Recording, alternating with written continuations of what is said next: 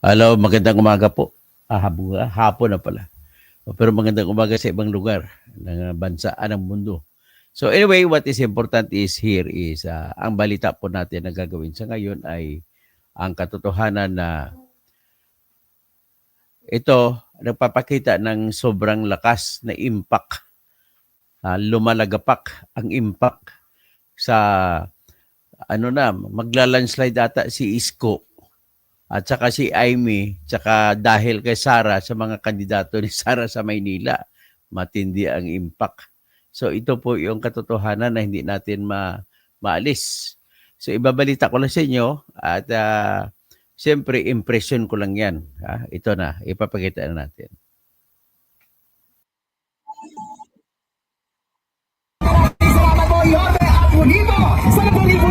Labangin ng mainit na palakpak at sigawan, Vice President Sara Duterte!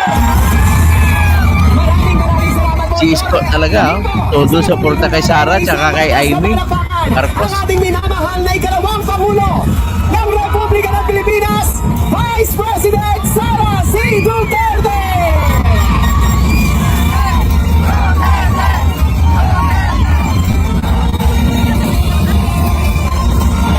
Yan, puno yung rally ni Isko sa Tondo. Ayan si Jimmy Bundok, oh. Kasama si Jimmy Bundok saka si Amy.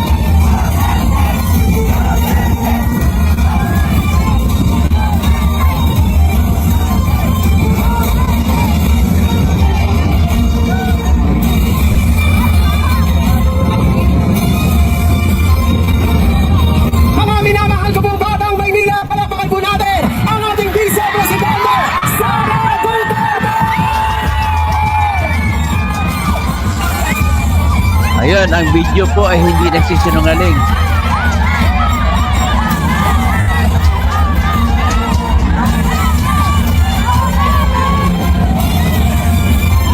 Muli po mga minamahal ko pong batang Maynila, palapakan po natin ang ating Vice Presidente, Vice President Sara Duterte!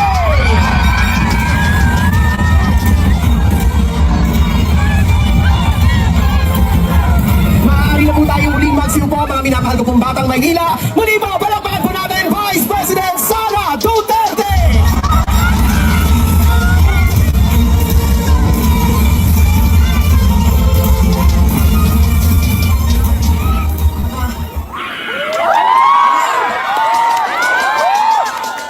Assalamualaikum warahmatullahi wabarakatuh. Dayaw mayong gabi kaninyong tanan. Magandang gabi sa inyong lahat. Kinsay kasabot dinhi. Tanan! Unahin ko po muna ang aking mga pagpapasalamat. Una po, ang pagpapasalamat natin sa ating pinakamamahal na mayor ng syudad ng Maynila, Isko Moreno Bunagoso. Nakatabi ni Isko si Amy Marcos. Saka si Jimmy Bundok. Pasalamat po ako sa kanya dahil ipinahiram niya po ang inyong entablado at ang inyong mikropono para po sa mga senador ng Duterte. Maraming salamat. Mayor. Klaro, senador ng Duterte si Amy Marcos. Ang sunod na pagpapasalamat ko ay sa inyong lahat, mga kababayan namin dito sa Maynila. Maraming salamat sa oras ninyo at sa pagkakataon na ibinigay ninyo sa akin at sa amin ngayong gabi na ito. Maraming salamat. I love you! Marami sa inyo ang hindi pa, wala pang nihapon, hindi pa naghapunan. Marami sa inyo ang hindi pa naghapunan, hindi pa nakaluto, at kanina pa dito, mainit, pero nandito kayo para sa amin at para sa bayan. Maraming salamat sa inyong lahat. Ang susunod ko pong pagpapasalamat, mahal ko kayo, ma'am. Mahalin din natin patuloy ang ating mahal na inang bayan, ang Pilipinas. I love you, Sara! I love you too. Sisterly love na ito, sis. Mahal ko kayo. Kaya ako nandito ngayon. Ang susunod po na pagpapasalamat ay mula po sa pamilya namin. Papasalamat po kami sa pagmamahal at suporta na ipinapakita nyo kay dating Pangulong Rodrigo Duterte. Maraming salamat po.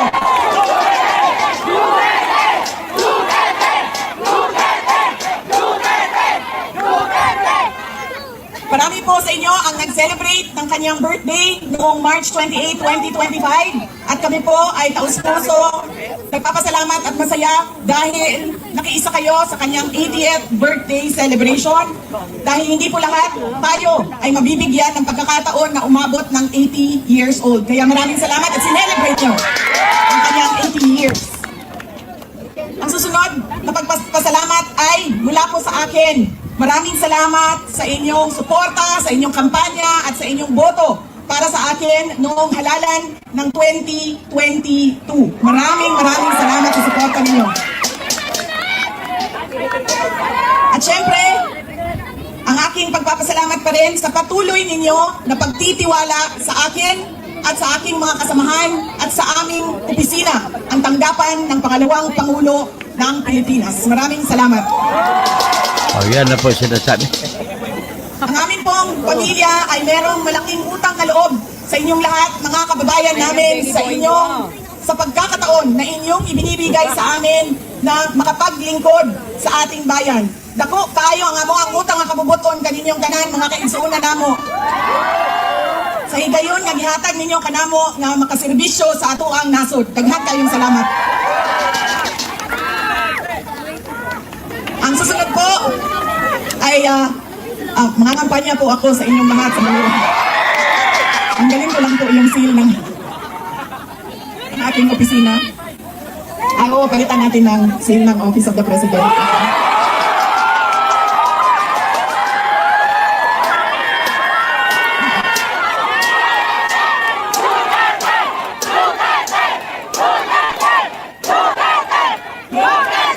Tinanggal ko lang kasi iba kasi yung opisina, iba din yung pangangampanya. Pero kung sa Pangulo lang, pumili ka lang kayo.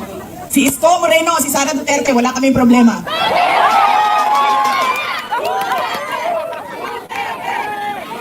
Ikaw muna ma'am, ako si Yorme! Ikaw muna, ako si Yorme! Hindi ba pwede Bakit ba lagi pabalik-balik o paulit-ulit ang problema ng ating bayan? Dahil po, paulit-ulit din yung ugali natin sa pagpili ng ating mga leader. Kung sino yung binoboto natin. Ngayong darating na halalan, marami ang nagtatanong, ano bang pwede naming gawin? Wala naman kaming pera, wala kaming makinarya, ordinaryong tao lang kami na nakatira sa gilid ng daan kung saang subdivision. Pero gusto namin na merong makitang pagbabago sa nangyayari at para sa ating bayan. Una po, ang ugali natin sa pagpili ng ating mga kandidato ay kung sino yung naaalala natin. Sino yung magaling kumanta, sino yung magaling sumayaw, sino yung magaling magpatawa. Yaan nang lagi nating naaalala kapag tayo ay boboto na. Hindi na natin tinatanong, ano ba ang pangako niya noon na siya ay tumatakbo? Tinupad ba niya ang pangako niya? Diba? Dapat tinatanong natin ang sarili natin, ano bang nagawa ng tao na ito? Nangako siya, sorry ma'am, Ay, sasabihin niya nangako si Bongbong Marcos. Sorry siya kay Amy.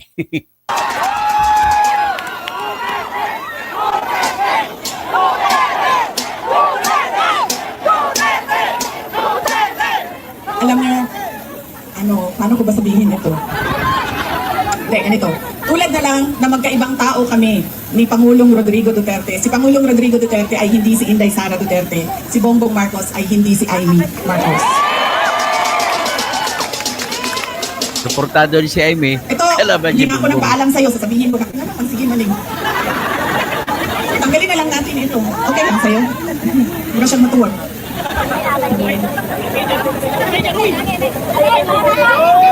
Ganyan na lang. Para din makita ninyo na pumayak na ako. Salamat, Martin Romualdez! Pumayat si Inday Sara! Martin Romualdez. Uy, ganun lang ba? Seryoso, seryoso. Mahal ko kayo, ma'am. Ito, hindi na ako nagpaalam kay Senator Amy ha, kasi hindi ko naman alam na nandito siya. Noong October 2023, pumunta ako sa kanya. Sabi ko sa kanya, pwede mo ba akong tulungan? Kailangan ko kausapin ang Pangulo. Kasi nakikita ko sa mga plano nila at nabasa ko sa mga plano nila, meron silang ipafile na impeachment na kaso. So sinamahan niya ako. Ito yung araw bago umalis si dating Pangulong, si Pangulong Bongbong Marcos. Hindi na sinadya yun. Napakinggan na natin ang kwento. Sinadya yun, ha? Kailan na, ayun! Kayo lahat, kailan ang sedisyon? Kayo dyan, nagkaso na kayo bukas. Yan lang. So, ito yung araw na paalis siya, papuntang Amerika. Pumunta kami, sinamahan ako ni Senator Amy. Siya yung kumuha ng oras ng schedule para makausap ko si BBM. Nung nandun na kami, binanggit ko sa kanya ang impeachment. Pero hindi yung impeachment ang gusto kong marinig ninyo na kwento ngayong gabi na ito.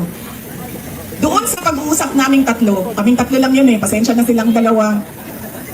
Marites yung nandoon sa harap, silang dalawa. Nag-uusap kaming tatlo, nabanggit ni BBM ang pag-amenda ng konstitusyon. At sinabi niya na, madami siya sinabi, pero ang gist ng sinabi niya ay, we will just amend. Kasi English man sila pag mag-historiano. So ako dito, anak, kuya huling, in English, we will just amend the economic provisions of the Constitution. Nakirinig ko at nakita ko talaga na sumagot si Senator Amy. Sabi niya, that is a dangerous thing.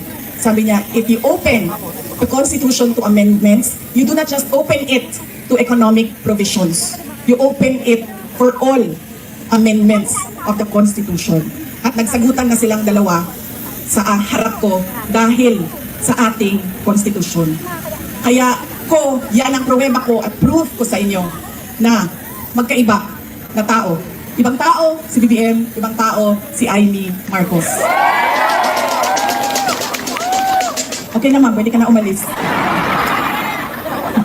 Wait lang, sandali. Iboto niyo ba si Amy Marcos? Okay naman, pwede ka na lumipat sa QC. Group na dito.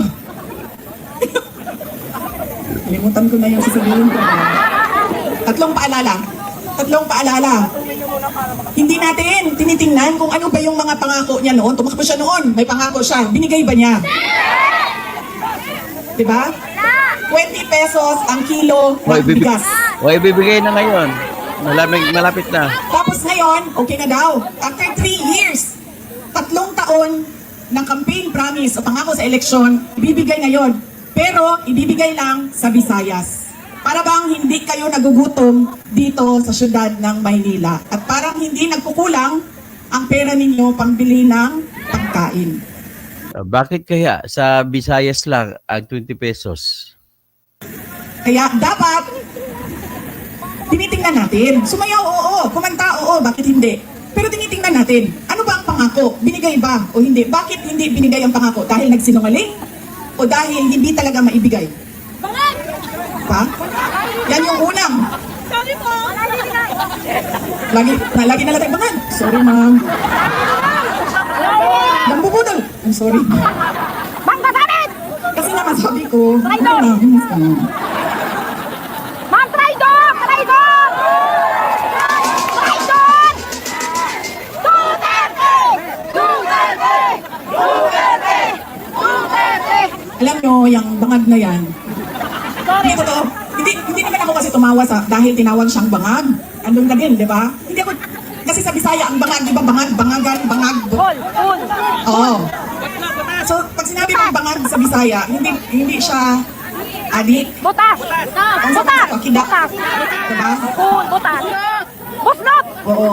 So, hindi talaga ako natawanan, tinawag siyang bangag. Kasi sa Bisaya, ang bangag ay butas. Hindi, at saka sa slang, ang bangag is yung private part ng babae. Diba? Bangagan. Ang pinagtawanan ko, dahil ang rally na yon ay kontra sa pag-amyenda ng konstitusyon. Yun yung rally na yon. Tapos nagulat na lang kami na iba na yung napag-usapan doon sa rally. Pero balik tayo sa bangag, ma'am. Alam mo, hindi ito kasali talaga sa speech ko. Sinabi sa akin ng partner ng uncle ko. Na noong hindi pa siya Pangulo, nung senador pa lang siya, ay bumisita sila sa bahay at inalok talaga sila ng droga. Kung hindi, yung... wala naman ako sinabi na pangalan. O talaga, alam nyo, may malaki bang tulungan ang Maynila para sa atin lahat? Hindi nila tayo kakayanin ikulong, no? Baka matulad tayo kay President Duterte, nakulong na. Humindi yung partner noong uncle ko. Kinento nila yan sa akin. Ang buong akala ko naman, kasi matanda na, di ba, may edad na, natututo ka na sa kung anong mga mali na ginagawa ng kabataan mo, ay nagbabago yung tao. Hindi ko alam na yun na nga ang nangyari. Kaya balik tayo sa paalala, tingnan niyo muna. Pagkatapos niyang kumanta, tanungin ninyo ang sarili ninyo. Noon, nakinig ako sa'yo. Ano ang pangako mo? Binigay mo ba? Kaya dapat pinag-iisipan natin kung iboboto natin o hindi yung tao. Pangalawa, ito walang makakakontra sa akin nito kahit saan man sa mundo. Hindi dahil galing yan sa malaking pamilya ng mga politiko ay automatic ang boto ninyo. Hindi dahil anak yan ng Duterte ay automatic ang boto ninyo. Dapat tinatanong nyo ang sarili ninyo, ano ba ang abilidad at kapasidad ng tao na ito na maglingkod para sa bayan. Isa sa mga problema natin ay ang political dynasty. Pero hindi ipinagbabawal ang kung sino man ang may gusto tumakbo. Kaya nasa atin, nasa mga butante ang pagkilatis. Duterte yan. Anong abilidad niyan? Anong kapasidad niyan? At sino yan siya? Pangatlo, at huling problema natin, paulit-ulit, behavior, ugali natin sa eleksyon, sa halalan, ay yung palitan ng boto at pera. Dahil ilang beses na kayo tumanggap, magkano bilihan ng boto dito? 1,000? 1,000? Grabe, 1,000 lang? Gano'n lang. Bigas ang ano dito palitan. Ilang kilo? 5 kilo. So magkano yun? 250? Mga 1,300 total ngayon ang bili. Alam mo, lugi kayo. Taasan niyo yung presyo ninyo. Kasi galing ako doon sa Bacolod kahapon. Tinatanong ko, magkano bili ng boto dito? Noong 2019 daw, 2,000. 2022, 3,000. See? Sabi ko, taasan ninyo ang presyo ninyo. Tapos nung, dito daw, itong eleksyon na ito, 2 to 3,000. Sabi ko, hindi nyo pa alam kung magkano kasi wala pa namang bilihan. Pero sabi nila, mga 2 to 3,000 daw yung bilihan ng boto doon. Kaya, kulang ang hingi ninyo. Lugi kami. 1,300 ang natatanggap ninyo. O hindi pa lahat. O. Bakit 1,300? Ang akap, magkano ba akap? Di ba 5,000? 3,000? Ay, altas pa yun. Diba? One for you, one for me, one for you, one for me. Alam niyo, hindi namin ginagawa yan sa Davao. Alam niyo bakit? Nawala kasi yung respeto ng tao sa isa't isa. Sabihin ko sa inyo kung bakit mamaya nawawala yung respeto. Sana ako. Kabilihan ang boto. Yan. Ilang eleksyon na kayo tumanggap ng 1,300? Ilang eleksyon na... So anyway, stop ko na lang to. Ang purpose ko lang papakita ko sa inyo, kayo na bahala mag-judge. Ito po, hindi po natin maialis sa katotohanan. Katotohanan po, kahit na marami ko nakita rito na galit kay Sara, galit sa mga Duterte, well, it's your feeling. Okay lang yun. May rami din dyan dito, nakikita ko, nababasa ko na pabor naman sa kay Duterte, pabor kay Sara. Ang katotohanan lang po, ito makikita natin. Bakit marami pa rin na sumusuporta sa mga Duterte? Yan ang tanong. Ang tanong na yan, pwede mo ring sagutin sapagkat po ay hindi naman talaga magaling ang hindi maganda po ang ginawa ni BBM. At may tanong din ako sa mga tumitira, galit na galit sa mga Duterte, bakit hindi kayo galit sa Marcos? Na kung tutuusin, mas marami ang ninakaw na Marcos sa ngayon. Nagugulat talaga ako. Mas gusto nyo pa po na suportahan yung BBM na marami pong ninanakaw sa mga ayuda-ayuda. So, that tells the story. Bahala na po kayo, pero ang survey po ngayon sa Manila ay tatakbo po mas 70% for Isko. So, kung si Isko ay sinusuportahan si Sara at sinusuportahan nilang ni Sara tsaka ni Isko, si Aimee, so ano na lang ang masasabi mo rito? Si Aimee Marcos.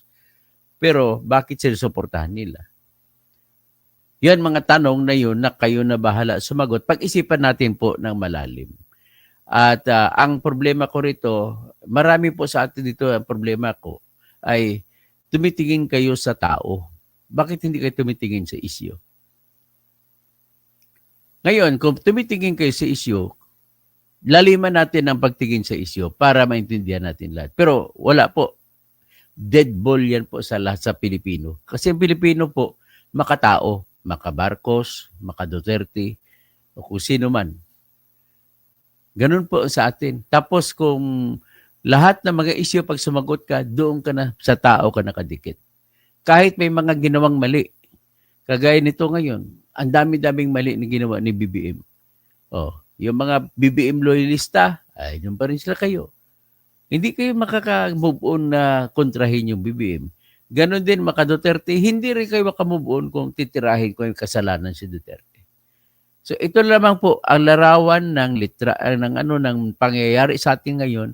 Hindi mo po maialis na totoo po na marami ang sumusuporta kay Sara at saka kay mga Duterte at saka mga kandidato nila. Hindi mo maalis yan. Maring mananalo mga 4 lamang sa Duterte o 3, pero napakalaking bagay yan. At nakikita nyo ba kung bakit number 1 si Bongo? Nagna-number 2 si Bato sa ibang eleksyon, sa ibang survey. May ibig sabihin po yan. Tapos marami dahil sinisisi natin yung kapwa natin na hindi kayo marunong magpumili ng boto. Well, marami po sa atin yan. At nababanggit yan, hindi po natin mailis ng katotohanan na marami po tumatanggap sa atin ng pera. Katotohanan po yan. Hindi natin mailis yan. So ano ba talaga ang dapat na solusyon? Solusyon ba ito dapat sa magmumura tayo sa mga kandidato na ayaw natin, mumurahin natin sa Facebook? Ano ba dapat ang gagawin? Kasi pag magmura po kayo, ako ayaw ko magmura kasi wala pong maniniwala sa tao na nagmumura.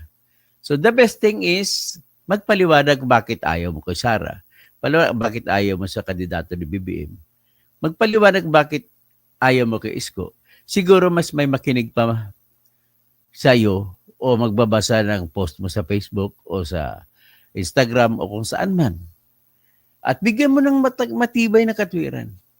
Ito naman po, sa ngayon, ano ba ang nangyayari sa politika sa ating bayan? Pinapakita, hindi ko maialis ang katotohanan. Malakas na malakas si Isko sa Maynila. Siya po ang mananalo sa Maynila. Ang Kalye survey na i-vlog ko later on, makikita doon napakalakas. Sobrang lakas. Maabot hanggang 80% ang mga survey pabor kay Isko. At kung si Isko ay pabor kay Sara, may ibig sabihin yan, napakalaki po. Tapos, tinutulungan lang si Aimee na kahit Marcos si Aimee, may ibig sabihin din yan po. Tapos, nakikita nyo, ang ginagawa ngayon nangyayari sa gobyerno, si CFM nagpalabas, babadgetan nila kahit 4.5 billion pesos ang binabayad sa siyam na araw na magbebenta ng 20 pesos na kada kilo ng bigas. Yung 20 pesos na isang kilo bigas, hindi po totoong presyo yan. Ang totoong presyo po niyan ay 34 pesos per kilo. Manggaling sa NFA na mga bigas. Ang gagawin ng gobyerno, kukuha si Marcos ng pondo, tatabunan yung 14 pesos para ibenta sa mga tao ang 20 pesos. At kasunod na tanong, bakit sa Visayas lang? Sa Visayas lamang po kasi kulang ang budget nila, hindi nila kaya. Kundi pandaraya na lamang ang ginagawa nila para makakuha ng boto. At madugtungan yung nagbumabagsak na mga rating ni Bongbong Marcos. Tapos may kaibigan pa sila mga survey firm O kagaya ng WR numero, wala namang binatbat na survey yan.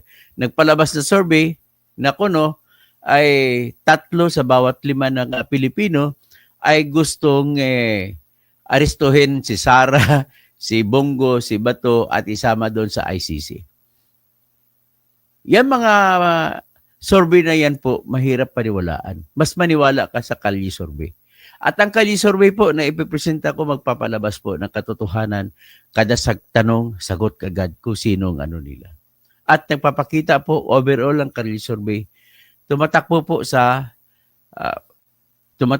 halimbawa, tatakbo ng 100 botante, tinanong. Sa 100 mabuti na yan, may 20 si Bongbong Marcos. Yung pumili kay Duterte, huwag mo sabihin na may mahikan yun, walang dahilan yun. Napakalaki po ng dahilan. Kilalanin naman po natin kung bakit ang mga mamamayan natin bumubuto pa rin sa Duterte. Despite the fact na marami siyang tinataguran siya ng pumapatay ng tao. Tanungin natin ating sarili. Okay? Tanungin natin ang sarili. Yun lamang po. At siguro mas maging mahinahon tayo. Huwag tayo magalit. It is the best for us to reflect. Usisain natin isa-isa mga kandidato. Lahat po yan, nagagalit kay Sara, sino ipapalit nyo? Ang tanong, sino ipapalit nyo? Yung mga opposition ba natin, sapat ba yan? Tapos, sino papalit? Pipili kayo kay Tulfo? Pipili kayo kay Sito Soto? Pipili kayo kay Bong Revilla? Ba't hindi nyo pinaminumura si Bong Revilla? Si Tito Soto? Si Erwin Tulfo? Na pinopromote ni BBM? Ba't hindi nyo murahin si BBM sa ganung sitwasyon? Yan lang ay tanong. Hindi ko sasagutin yan, mas kayo nakakaalam ko anong sagot. Ganun lamang po. At mamaya mag-vlog tayo at titingnan pa natin kung ano mga ibang pangyayari. Maraming salamat po.